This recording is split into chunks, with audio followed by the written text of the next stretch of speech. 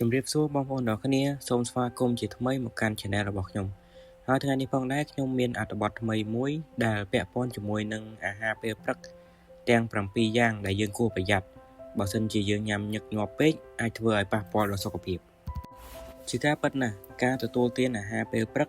គឺជាឱសថដំបូងគេក្នុងថ្ងៃថ្មីដើម្បីផ្គត់ផ្គង់សារធាតុចិញ្ចឹមដល់រាងកាយរបស់យើងយ៉ាងណាមិញការជ្រើសរើសអាហារមិនបានត្រឹមត្រូវអាចជំរុញឲ្យកើតមានការរលាករ៉ាំរ៉ៃដែលជាឫសគល់នៃបញ្ហាសុខភាពជាច្រើនដូចជាជំងឺទឹកនោមផ្អែមប្រភេទ2ជំងឺបេះដូងជំងឺលើសទម្ងន់និងការលេចឡើងនៅអាការៈអស់កម្លាំងរ៉ាំរ៉ៃជាដើមបើយោងទៅតាមលោកស្រី Leslie Lanquin អ្នកជំនាញផ្នែកអាហារូបត្ថម្ភនិងជាអ្នកនិពន្ធសៀវភៅ The Anti-Inflammatory Kitchen Cookbook បានចែករំលែកនៅអាហារពេលព្រឹកចំនួន7ប្រភេទដែលអ្នកគួរកាត់បន្ថយឬក៏ជៀសវាងទី1នំដុតនិងនំផ្អែមនំដូណាត់ឬនំម៉ាហ្វីនសម្បូរទៅដោយកាបូនហ៊ីដ្រាតឆ្នៃនិងស្ករខ្ពស់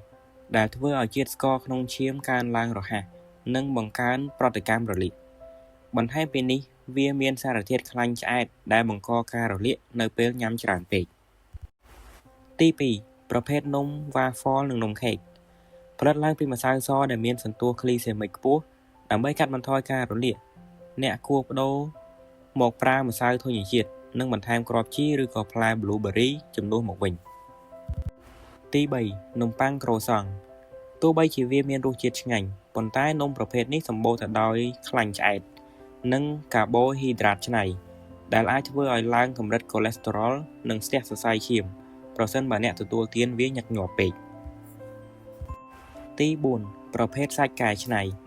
សាច់កែច្នៃដូចជាសាច់ជ្រូក3ជាន់ក្រៀមឬក៏ប្រហិតសាច់ប្រកបដោយខ្លាញ់ឆ្អែតខ្ពស់ការសិក្សាបង្ហាញថាការញ៉ាំសាច់កែច្នៃច្រើនបង្កើនហានិភ័យនៃជំងឺបេះដូងនិងមហារីកជាដើមអ្នកអាចផ្លាស់ប្ដូរមកញ៉ាំសាច់កែច្នៃដែលធ្វើពីរុក្ខជាតិវិញទើបល្អទី5កាហ្វេក្រឡុកកាហ្វេក្រឡុកភាគច្រើនមានបរិមាណស្ករច្រើនលើសលប់ដែលបណ្ដាលឲ្យរាងកាយបញ្ចេញអាំងស៊ូលីនច្រើននិងបង្កើនការរលាក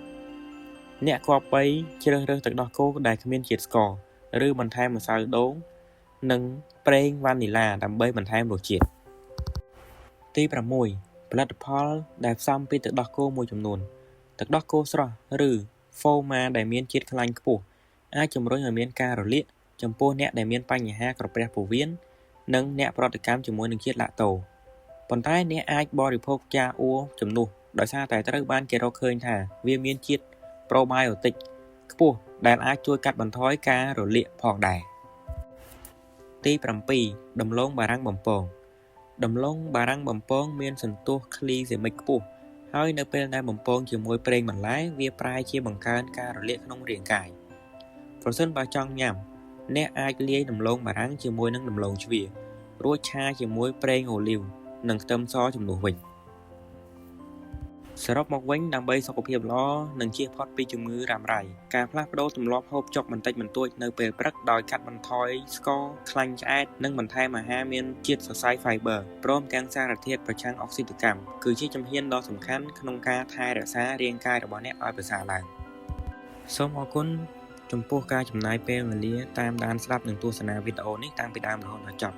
សូមជួយ like និង subscribe Channel របស់ខ្ញុំដើម្បីទទួលបានវីដេអូថ្មីៗសូមអរគុណ